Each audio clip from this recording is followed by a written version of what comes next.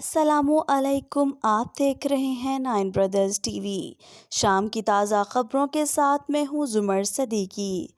سب سے پہلے چلتے ہیں خبروں کی ہیڈ لائنز کی طرف۔ سب پاک تو پاکستان کی دولت کہاں گئی؟ برطانوی وزیر اعظم کا مستعفی ہونے کا اعلان۔ دوسری شادی پر 30,000 دینار۔ امارات کو گولڈن اقامہ ڈاکٹرز اور ٹیچرز کی 30,000 درہم تنخواہ لازمی۔ مسلمان تو لکشمی کو بھی نہیں پوجتے، کیا وہ امیر نہیں؟ بھارتی لیڈر کا تہلکہ خیز انکشاف۔ لانگ مارچ چند روز میں چوروں کی غلامی سے بہتر ہے میں مر جاؤں۔ نشتر ہسپتال سے لاشیں ملنے کا معاملہ، پاکستان میڈیکل ایسوسی ایشن نے پولیس کو ذمہ دار ٹھہرا دیا۔ پنجاب کے پی کے اور وفاق میں تنازع، ملک میں سیلاب کے بعد گندم بحران کا خدشہ۔ تو آئیے چلتے ہیں خبروں کی تفصیلات کی طرف۔ پاکستان کی دولت کہاں گئی؟ اسی حوالے سے 9 بردرز ٹی وی کے ڈائریکٹر مبارک جاوید صاحب کا کہنا ہے کہ نواز شریف، زرداری، شہباز شریف اور دوسرے سب پاک تو پاکستان کی دولت کہاں گئی؟ اب سب اداروں کو سوچنا چاہیے۔ برطانیہ کی وزیر اعظم لیز ٹرس نے اپنے عہدے سے مستعفی ہونے کا اعلان کیا ہے۔ انہوں نے اپنا استعفیٰ بادشاہ چارلس کو بھیج دیا ہے۔ وزیر اعظم لیز ٹرس نے اپنے جانشین کے انتخاب کے لیے اگلے ہفتے کے اختتام تک الیکشن کرانے کا اعلان کیا۔ خبر رساں ادارے رائٹرز کے مطابق لیز ٹرس کو وزیر اعظم منتخب ہونے کے 6 ہفتے بعد اس وقت مستعفی ہونا پڑا جب ان کے معاشی پروگرام نے مارکیٹ میں ہلچل مچا دی اور ان کی کنزرویٹو پارٹی کو تقسیم کر دیا۔ 10 ڈاؤننگ اسٹریٹ کے دروازے کے باہر گفتگو کرتے ہوئے لیز ٹرس نے تسلیم کیا کہ وہ پارٹی قیادت کے انتخاب کے دوران کیے گئے وعدوں کو پورا نہیں کر سکیں۔ ٹرس نے اعلان کیا کہ قیادت کے انتخاب کے لیے الیکشن اگلے ہفتے کے دوران مکمل کیا جائے گا۔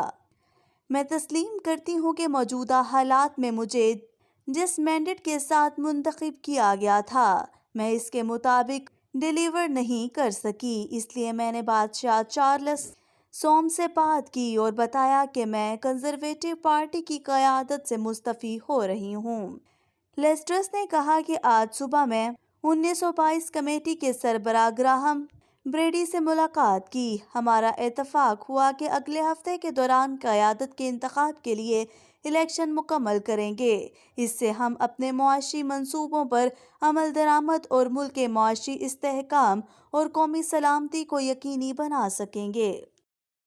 لیبیا میں اس وقت یہ خبر گردش کر رہی ہے کہ حکومت نے دوسری شادی کرنے والے کو 30,000 دینار دینے کا فیصلہ کیا ہے، تاہم حکام نے اس کو گمراہ کن قرار دیا ہے۔ سبق ویب سائٹ کے مطابق سوشل میڈیا پر یہ خبر وائرل ہے جس سے مختلف طبقات میں ہلچل مچ گئی ہے۔ سوشل میڈیا پر شیئر ہونے والی خبر میں بتایا گیا ہے کہ لیبیا کے صدر عبدالحمید نے فیصلہ کیا ہے کہ ہر اس شخص کو 30,000 دینار دینے کا فیصلہ کیا گیا ہے جو دوسری شادی کا فیصلہ کرے گا۔ تاہم حکومتی ذرائع نے اس کی نفی کرتے ہوئے کہا ہے کہ ایسا کوئی فیصلہ نہیں کیا گیا اور نہ ہی یہ خبر کسی سرکاری ذرائع سے جاری ہوئی ہے۔ واضح رہے لیبیا میں ازدواج کی تعداد کا قانون لاگو ہے۔ سابق صدر معمر قذافی کے دور میں دوسری شادی کے لیے پہلی بیوی سے تحریری اجازت نامہ لینی ضروری تھا، تاہم اب اس کی ضرورت نہیں ہے۔ اسی طرح ستمبر 2021 میں حکومت نے شادی کے خواہش مند نوجوانوں کے لیے 40,000 دینار الاؤنس دینے کا فیصلہ کیا تھا، تاہم اس کے لیے شرط رکھی گئی تھی کہ لڑکی کا تعلق اسی ملک سے ہونا چاہیے۔ متحدہ عرب امارات نے ڈاکٹرز، فارماسسٹ، ٹیچرز اور وکلاء جیسے ماہرین کو گولڈن اقامہ جاری کرنے کے لیے ماہانہ تنخواہ 30,000 درہم ضروری ہے۔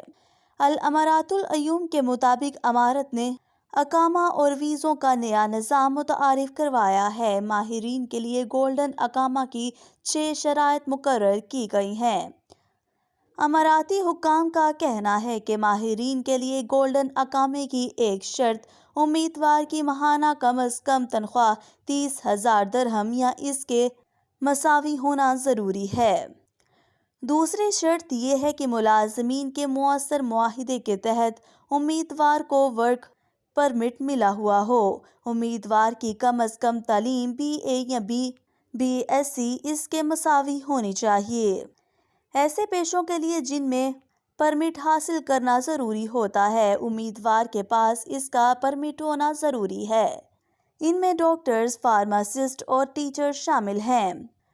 گولڈن اقامے کے لیے امیدوار کے پاس مکمل ہیلتھ انشورنس ہو، جبکہ اس کی فیملی کا بھی میڈیکل انشورنس ہونا چاہیے۔ چھٹی شرط یہ ہے کہ امیدوار وزارت افرادی قوت و اماراتائزیشن کے یہاں مکمل پروفیشنل درجہ بندی کے لحاظ سے معیار پر پورا اترتا ہو۔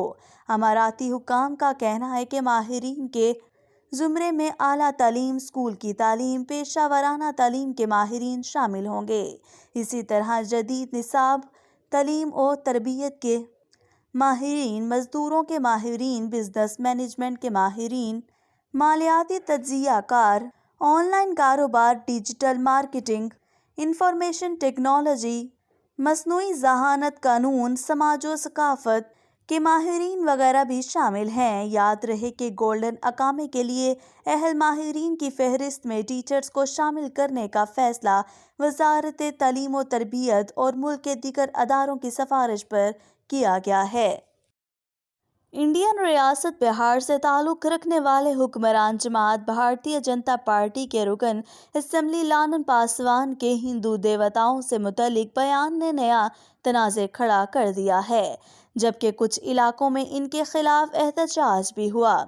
انڈین NDTV کے مطابق رکن اسمبلی لالن پاسوان نے دیوی لکشمنی اور دیوالی کی پوجا پر سوال اٹھائے ہیں۔ سوشل میڈیا پر شیئر ہونے والی ویڈیو میں لالن پاسوان کو یہ کہتے ہوئے سنا جا سکتا ہے کہ اگر لکشمی کی پوجا سے دولت ملتی ہے تو مسلمانوں میں ارب پتی کیسے موجود ہیں، جبکہ وہ لکشمی دیوی کی پوجا بھی نہیں کرتے، کیا وہ امیر نہیں؟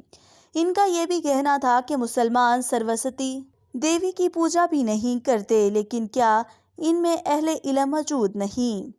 ریاست بہار میں ہونے والے احتجاج کے دوران لالن پاسوان کا پتلا بھی جلایا گیا ہے۔ لالن پاسوان نے اپنے بیان میں انڈین ایڈمنسٹریٹو سروس اور انڈین پولیس سروس کا حوالہ دیتے ہوئے کہا کہ کیا مسلمان IAS اور IPTS نہیں بنتے؟ ان کا یہ بھی کہنا تھا کہ آتما اور پراتما کا تصور صرف لوگوں کے عقیدے کا حصہ ہے۔ لالن پاسوان کے مطابق اگر آپ یقین رکھتے ہیں تو دیوی ہے اور اگر نہیں رکھتے تو وہ پتھر کا صرف ایک بت ہے۔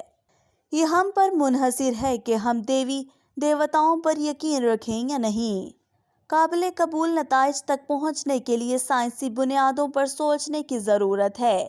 ان کے بقول اگر آپ دیوی دیوتاؤں پر یقین چھوڑ دیں تو آپ کی علمی صلاحیت بڑھ جائے گی۔ انہوں نے یہ بھی کہا کہ یہ خیال کیا جا سکتا ہے کہ بجرنگ بلی وہ طاقت ہے کہ دیوتا ہیں اور طاقت دیتے ہیں، مگر مسلمان اور عیسائی بجرنگ بلی کی پوجا نہیں کرتے، کیا وہ طاقتور نہیں؟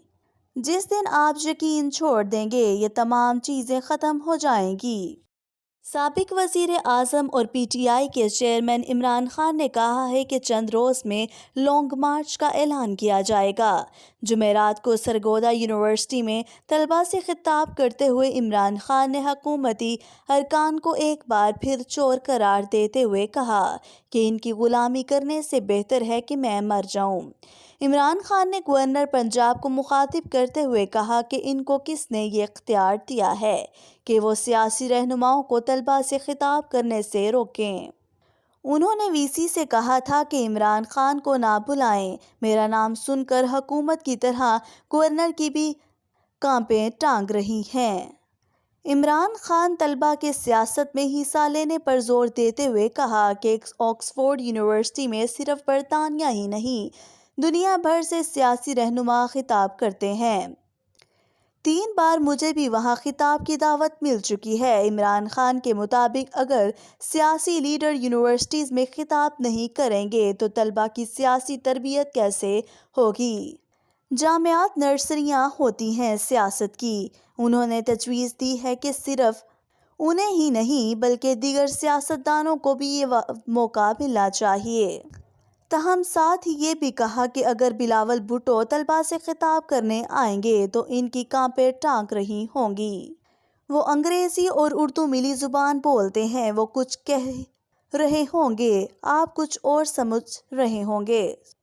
عمران خان نے وزیر اعظم شہباز شریف کے حوالے سے بتایا کہ اگر وہ یونیورسٹی میں خطاب کرنے آئیں گے تو طلبہ سے ہی پیسے مانگنا شروع کر دیں گے۔ انہوں نے خطاب کے دوران شہباز شریف کی ایک آڈیو بھی چلائی جس میں ملک کے لیے امداد کی بات کر رہے ہیں۔